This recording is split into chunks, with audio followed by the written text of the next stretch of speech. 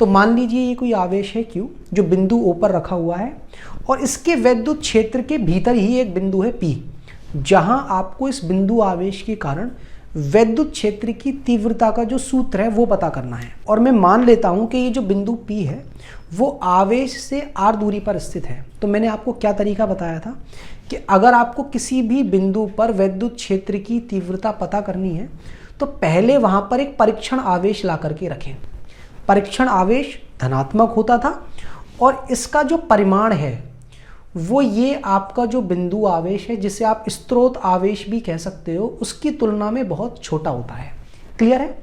अब जैसे ही आपने इस परीक्षण आवेश को यहां लाकर रखा तो कूलाम के नियम से ये बात तो हमें पता है कि ये दोनों आवेश एक दूसरे पर एक बल लगाएंगे, लेकिन हमें मतलब है परीक्षण आवेश के द्वारा अनुभव किए गए बल में।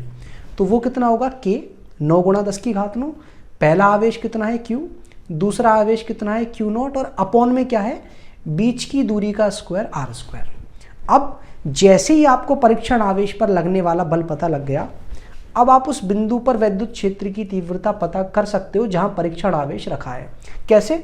जो भी परीक्षण आवेश ने बल अनुभव किया है उसको आप परीक्षण आवेश से ही क्या कर दो? विभाजित। और जैसे ही मैं विभाजित करूंगा तो क्या निकल कर आएगा?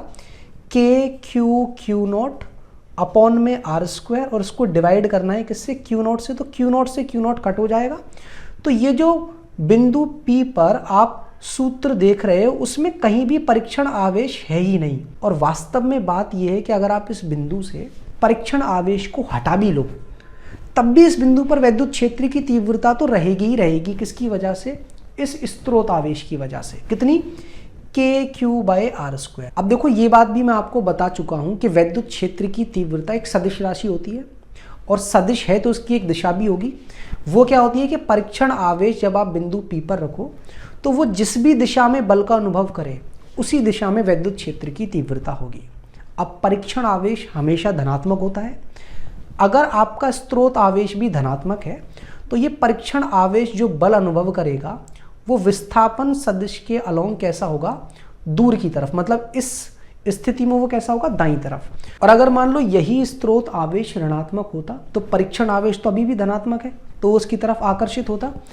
तो एक ऋणावेश क्या करेगा? उस बिंदु पर वैद्युत क्षेत्र की तीव्रता अपनी तरफ उत्पन्न करता है, जबकि एक धनावेश उस बिंदु पर वैद्युत क्षेत्र की तीव्रता अपने से दूर उत्पन्न करता है। ध्यान रहे कि ये पास और दूर वाला जो कॉन्सेप्ट है वो विस्थापन सदिश के अलोंग ही होगा। क्लियर है? देखिए वैद्युत क्षेत्र की तीव्रता का जो मात्रक है वो तो मैं आपको बता ही चुका हूं, न्यूटन प्रति कूलम।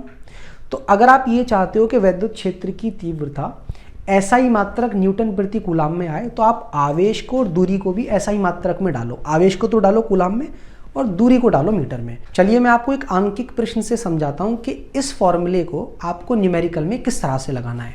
तो क्वेश्चन कुछ इस तरह से है कि हीलियम के नाभिक से 1 एंगस्ट्रॉम की दूरी पर वैद्युत क्षेत्र की तीव्रता क्या होगी वो आप बताएं। तो ये बात तो आप जानते ही होंगे कि आवर्त सारणी में एक तत्व है जिसका नाम है हीलियम, जिसका परमाणु क्रमांक है 2 और जिसकी द्रव्यमान संख्या क्या है? 4। अब आपको ये जो परमाणु क्रमांक है वो बताता क्या है कि इसके नाभिक के अंदर 2 प्रोटॉन उपस्थित हैं, और 2 प्रोटॉन अगर उपस्थित हैं तो 1 प्रोटॉन पर आवेश होता है प्लस का E, 2 पर क्या हो जाएगा? प्लस का 2E। अब इस नाभिक के केंद्र से 1 एंगस्ट्रॉम की दूरी पर आपको क्या पता करना है? वैद्युत क्षेत्र की तीव्रता। सूत्र क्या है? K का मतलब 1/4πε0, जिसका मान कितना होता है? 9 × 10⁹। हीलियम के नाभिक पर आवेश प्लस का 2E, प्लस का 2 तो एज इट इज, और E की वैल्यू कितनी होती है?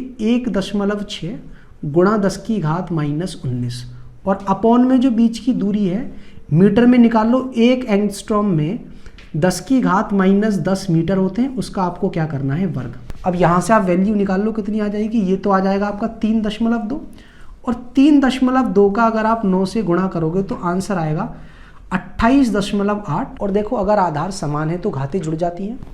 -19 और 9 जुड़कर कितना बनेगा? 10⁻−10। और जब घात की भी घात होती है तो उनका आपस में हो जाता है गुणा।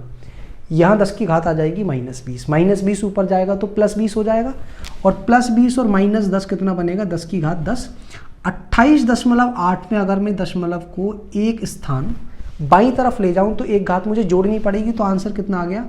2.88 गुणा 10⁻11 न्यूटन प्रति कूलम। और इस वैद्युत क्षेत्र की तीव्रता की जो दिशा है वो क्या होगी, उस बिंदु पर विस्थापन सदिश के अलोंग नाभिक से दूर। नाभिक से दूर क्यों बता रहा हूं मैं, क्योंकि नाभिक पर जो आवेश है वो धनावेश है।